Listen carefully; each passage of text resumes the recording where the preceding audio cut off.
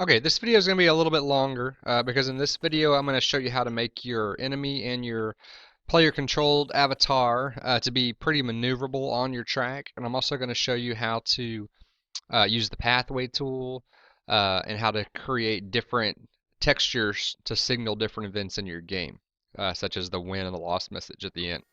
So as you can see in my world here so far that I've built, I just use the pathway tool for my road. So that's an option for you.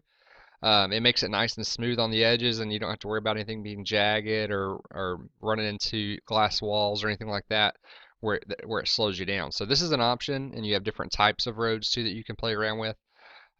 It limits you though in that, as you can see right here, when you paint, you can't paint over the top of that very easily.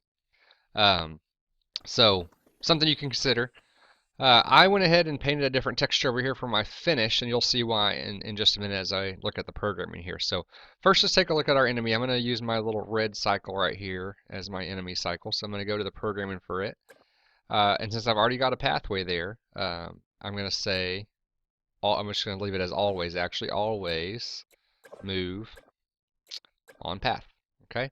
And then I want to create a new when statement. I'm going to say when you get to the end of the path, and you need to specify me. This is really important because otherwise it just thinks that there's something else that's getting to the end of the path, and that's going to be the thing that triggers our do event. So you got to specify when the person, the enemy that's being programmed, gets to the end of the path.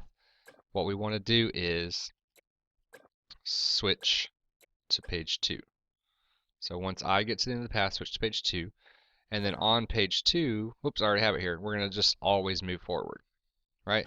So whenever he gets to, sorry, I should go back to page 1. Whenever this person gets, he's always going to move on the path, and when he gets to the end of the path, we're going to switch to page 2, and he should just continue to go forward. So let's try that. 3, 2, 1. So he's on the pathway. He's going to follow it around.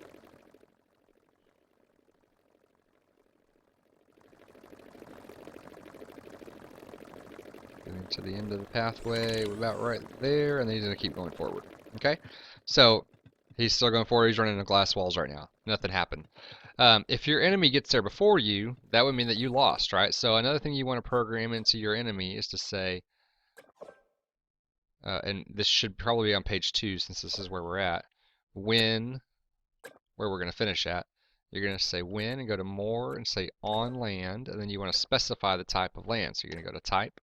And the first ones listed are going to be the ones that you already have drawn into your world. So for me, it's the grass and this little star block. So I'm going to choose the star block type and say when you get onto that land, then we're going to end the game. That means the player lost and the computer won. All right, so if I play that now, 3, 2, 1. he's going to get on the path. He's going to follow the path until he gets to the end of the path. When we switch to page 2, and then on page 2, he's just going to keep moving forward. And when he touches those stars, boom, game over. The player lost. Okay, so that's how you're going to want to program your enemy. You're going to notice some other things as you build your track. Obviously, yours is going to be, well, hopefully it's going to be much larger than mine.